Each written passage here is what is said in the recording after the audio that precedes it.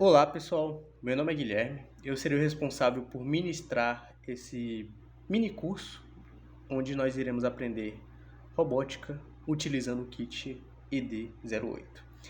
E pessoal, esse mini curso aqui é para você, professor, para você, aluno que quer aprender robótica e quer aprender robótica com kit, né, e não sabe por onde começar. Então aqui nessas aulas nós veremos tanto a parte teórica como prática, mais prática, né? A aula teórica só vai ser essa primeira aula aqui, as outras vão ser práticas, falando sobre os componentes. E é importante também mencionar que esse mini curso também funciona como uma extensão para as oficinas de robótica que foram realizadas no Colégio Militar de Palmas, aqui no Tocantins. E esse é o principal objetivo desse curso existir, né? Então, dado essas informações, vamos dar início à aula. Pessoal, sobre o kit ED08, é importante ressaltar que ele é um genérico baseado no Lego Mindstorm EV3, que é composto por componentes e peças de montar que nos permitem construir os nossos robôs. E por que eu trouxe essa informação para vocês, pessoal? É porque, caso vocês forem pesquisar sobre o kit que vocês têm aí, vocês não vão encontrar nada ou quase nada, zero de informação. E como ele é um genérico baseado no Lego Mindstorm EV3, isso traz uma gama de possibilidades de projetos que você pode pesquisar e você pode encontrar muito mais facilmente na internet, certo? Então, caso vocês queiram inspirações de projetos, de coisas legais para fazer, vocês pesquisem baseado no Lego Mindstorm EV3, certo? Vocês façam essa pesquisa. Quero fazer uma garra robótica. Você precisa como fazer uma garra robótica utilizando o kit Lego Mindstorm EV3, certo, pessoal? Essa é informação de ouro para vocês que vai evitar dor de cabeça, tá? Enfim, pessoal, sobre robótica. O que é a robótica? A robótica nada mais é do que a ciência e o estudo de robôs. Ela surgiu com o objetivo de auxiliar os humanos na realização de tarefas. Então, aqui eu já coloquei o motivo dela ter surgido.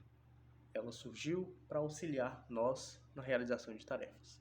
E quando você para analisar os tipos de trabalhos onde os robôs são empregados, né, onde eles são largamente empregados, eu gosto de pensar que são três tipos de trabalhos principais. Ou são trabalhos muito perigosos para a gente, ou são trabalhos que exigem uma precisão absurda da gente, ou aqueles trabalhos que são simples, como por exemplo colocar um objeto no lugar A para um lugar B, mas que exigem uma constância absurda que nós não conseguimos oferecer. E para exemplificar isso, pessoal, eu trouxe essa imagem aqui de onde nós temos braços robóticos sendo utilizados na fabricação de um carro. E aqui, pessoal, a gente pode visualizar esses três tipos de trabalhos que eu falei para vocês. A gente pode pensar que é um trabalho que exige precisão, certo? Afinal de contas, é necessário, para que o carro tenha um bom funcionamento, é necessário que todas as peças estejam ali no lugar certo, ele precisa parafusar as portas no lugar certinho, então exige uma precisão, certo? E com isso também exige uma constância, porque ele precisa fazer, os robôs, eles não fazem só esse carro aí, eles fazem centenas e centenas de carros em um único dia. Então, é preciso que você repita essa ação muitas e muitas vezes. E a gente pode deduzir também que é uma atividade perigosa, afinal de contas, você está trabalhando com objetos que, em sua maioria, são pesados, certo? Você tem que soldar ali algum componente que exige uma alta temperatura. Então, a gente consegue ver todos esses três tipos de trabalhos que aqui os robôs eles estão sendo usados para sanar essa dificuldade que a gente tem, né? E pessoal, durante a explicação sobre robótica, nós nos deparamos com um termo que é robô. Mas nós não falamos o que é um robô de fato.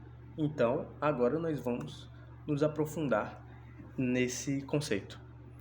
Um robô é um sistema programável consistindo de pelo menos um atuador, um software e um sensor, projetado para realizar tarefas de forma autônoma.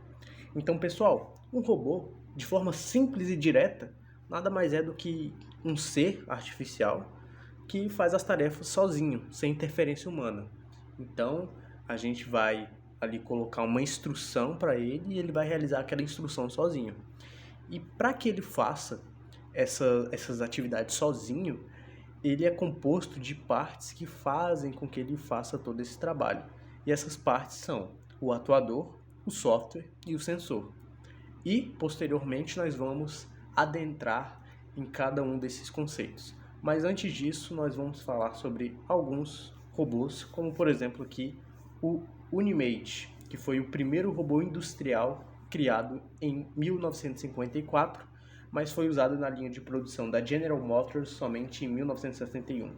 Pessoal, a General Motors, se eu não me engano, é uma grande empresa, ecossistema de empresas, não sei ao certo, como vocês podem ver, de fabricação de automóveis, certo, pessoal? E ele foi um braço robótico que era utilizado para fazer justamente aquele tipo de trabalho que eu falei, que são trabalhos perigosos. E, se eu não me engano, a utilidade dele era pegar o chassi que saía lá da máquina muito quente e colar no carro, na parte de baixo do carro. Então, a gente pode ver o quanto ele era importante para que nenhum ser humano precisasse fazer essa atividade extremamente perigosa que poderia oferecer risco à vida dessa pessoa, certo? E pessoal, além daquele que eu citei, vou falar também sobre o Electro, que foi o primeiro robô humanoide criado em 1937, que foi exibido na Feira de Nova York em 1939 e 1940. Pessoal, nada do que eu falar aqui faria vocês acreditarem no que ele era capaz de fazer. E por esse motivo eu vou deixar um vídeo aí para vocês verem. One, two, three, four, five. Let me say that again. One, two, three, four, five. I'd rather have a cigarette.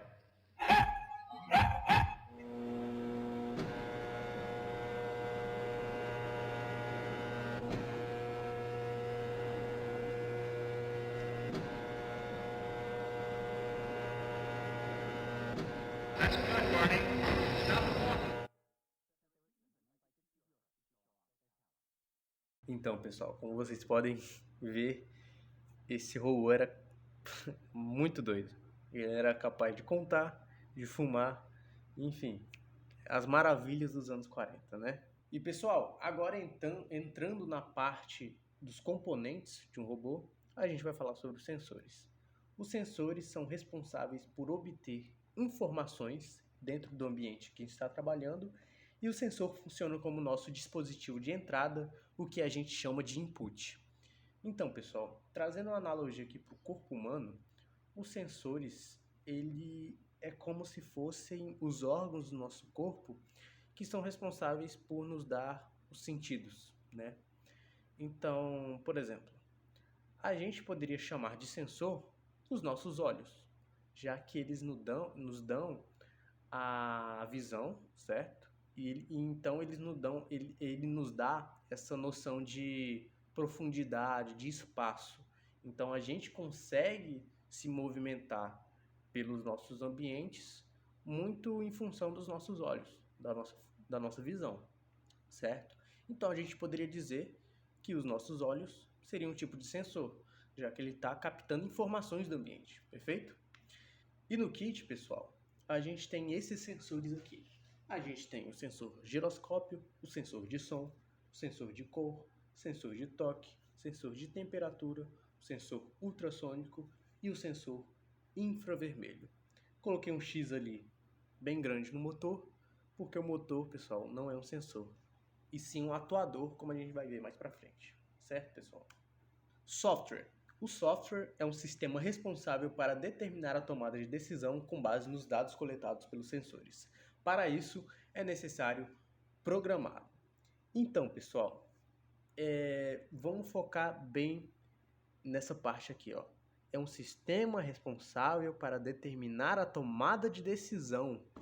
Então, pessoal, a gente tem que pensar no software como se fosse o raciocínio do nosso robô, como se fosse todo o passo a passo lógico que vai fazer ele tomar uma certa decisão.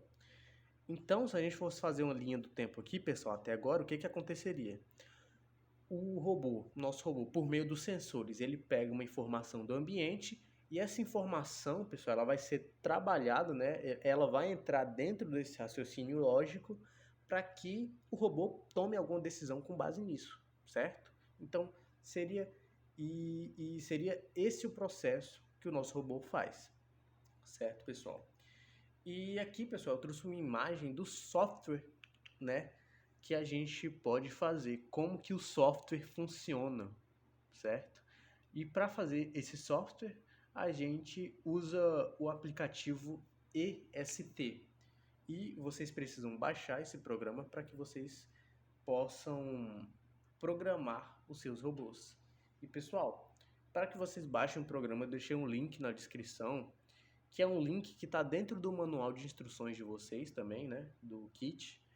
E nesse link vocês vão entrar em um grupo, em uma pasta do Drive, onde lá vai ter um vídeo de um cara explicando como vocês baixam o programa e também o programa em si, certo? Então, vocês baixem eles porque é de extrema importância que vocês o tenham para que vocês possam utilizar o software, certo, pessoal? Então, dando continuidade à nossa última parte do robô, mas não menos importante, os atuadores.